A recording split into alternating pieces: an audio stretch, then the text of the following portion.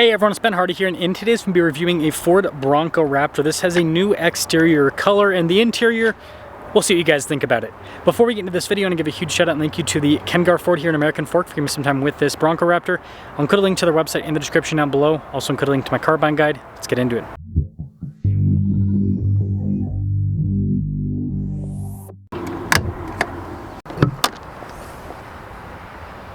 Under the hood, we have a turbo 3-liter V6 that goes through a 10-speed automatic transmission. Fuel economy is 15 around town, 16 on the highway, with power outputs being 418 horsepower and then 442 pound-feet of torque. Before I move forward with this review, I do want to mention if you want to see more videos just like this, then I recommend you subscribe because I post content every single day.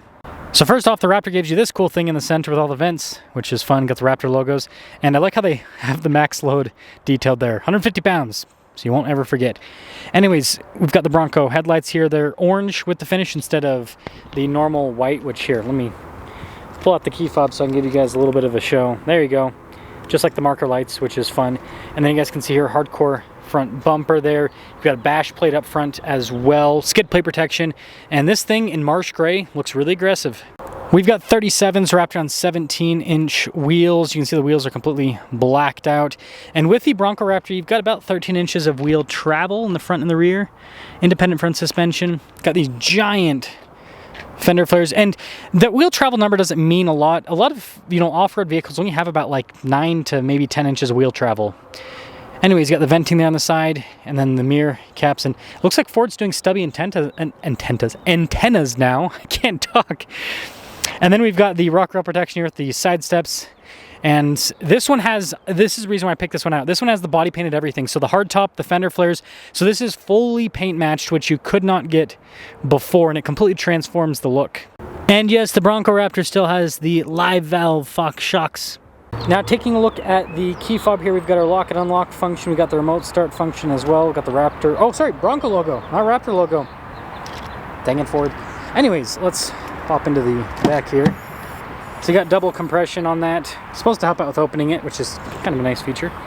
But yeah, it's big back here. Definitely bigger than a Wrangler when it comes to overall spacing. And the cage here is reinforced, not for rolling over, but for rigidity, because this is a convertible.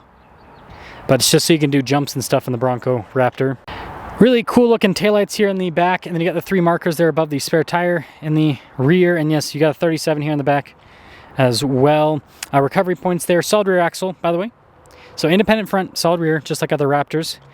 But yeah, let me know what you guys think about this with everything being painted to match. I think it looks pretty cool, actually. Now this leads us inside where we've got the blue interior. This is where I think I might lose some of you. So I think it looks pretty cool with the blue and the orange. But yeah, the contrast with the marsh gray and the blue is definitely, well, it's something. We've got vents now in the back with the Bronco. We've got window controls there too. We've got little outlets. But yeah, the rear passengers finally get some air. And legroom here is pretty similar to a Wrangler, and then headroom's good because of the boxy design. And then popping up front, you can see we've got more of the cool trim there down below as well. Again, blind spotting with the mirrors. 1,023 pounds of payload. If you're wondering, the Bronco Raptor is actually a pretty heavy vehicle. Weighs 5,800 pounds. Got the Raptor logo there. Again, with the nice trim down the seats. Power adjustments on the side. Got all of your light controls there. It's cool with the grab handle. And let's pop her on. Bada bing, bada boom. Bronco logo front and center. We've got our adaptive cruise control function there with your volume control. You can see with the steering wheel adjustment, and then your custom mode. Suspension there on the other side with the exhaust. To adjust that, you've got your Raptor logo. Paddle shifters there on the back as well. And you got the marker there at the top of the steering wheel. Full digital here, which the Bronco Raptor's always had.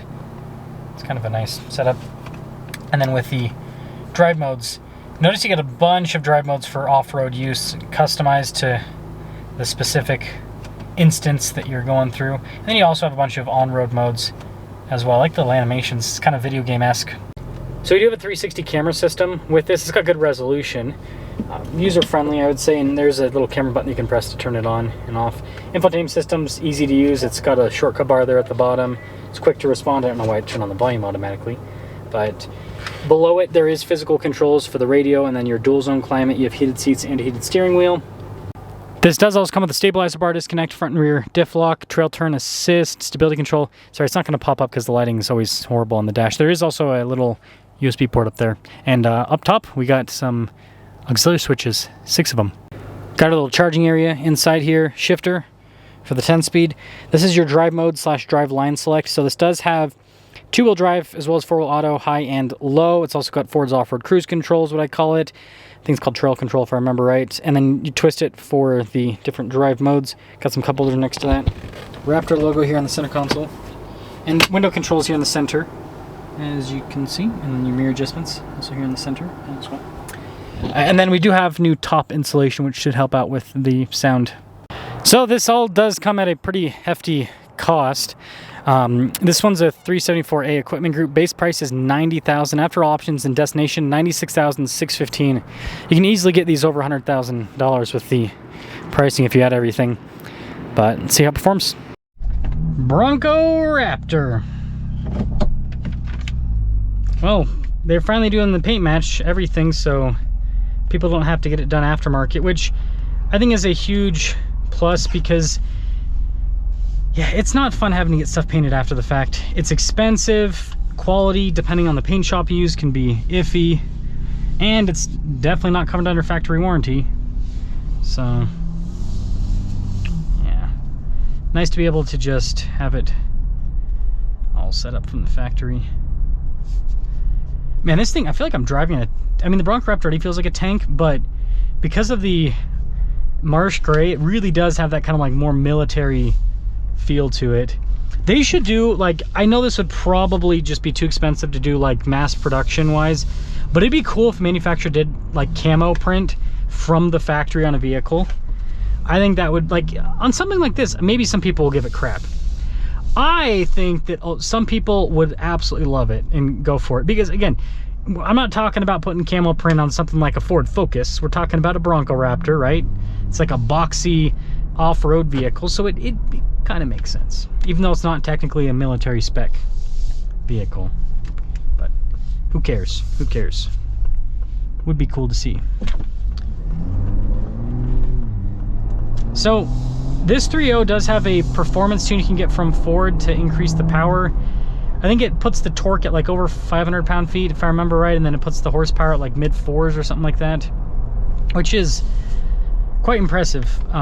This out of the box is pretty good. One thing that I will say though is the Bronco Raptor is a big vehicle. Again, it's 5,800 pounds. So this weighs as much as an F-150 Raptor. It's a shorter wheelbase, so that's definitely a plus in terms of, you know, crawling itself off-road, but it makes it feel kind of weird with the power, because you've got like a smaller engine than the F-150 and you've got huge tires, but it's not bad. Now, I think they might have improved the shock tuning on this, maybe. It almost feels like it's a little bit better than before, but it's still not as comfortable as the F-150. That's one thing that's, I think, a downside about the Bronco Raptor is that, well, first off, the handling. Oof. Yeah, it's about the same. Anyways, the handling isn't as good, or as stable, rather, as the F-150. And I do say it as a big downside because, like, when you do high-speed off-roading with this, it can feel kind of sketchy at times, whereas the F-150 is just smooth and very controlled. Get quite a bit of tire noise. I mean, it's got 37s. If you aren't I mean, you got to expect tire noise if you're going to put 37-inch tall tires on your vehicle.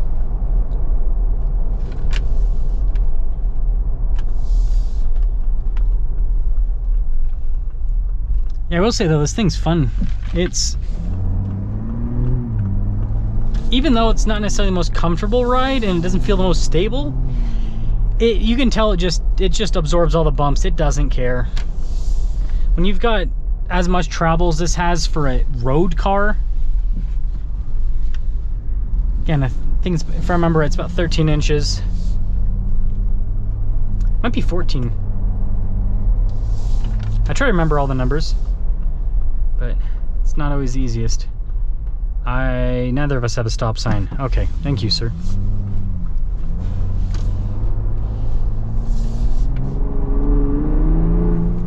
I mean, it sounds pretty darn good. That's not even the Baja mode with the exhaust. Off-road use only.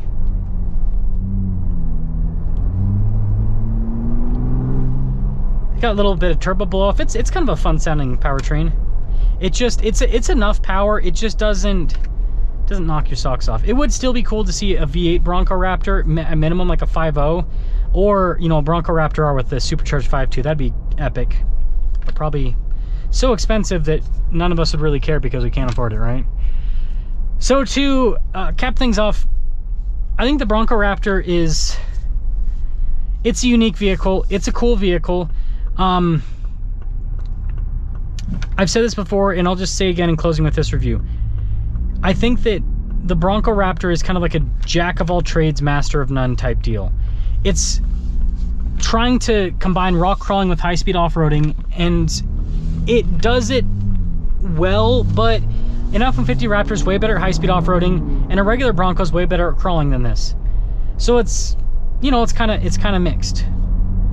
But it is still a cool vehicle, and this is still an insanely capable vehicle as well, so there's plenty of terrain that you'd be able to tackle with this, no problem.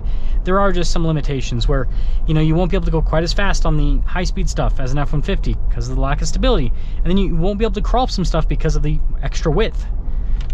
So there's trade-offs. Let me know your thoughts.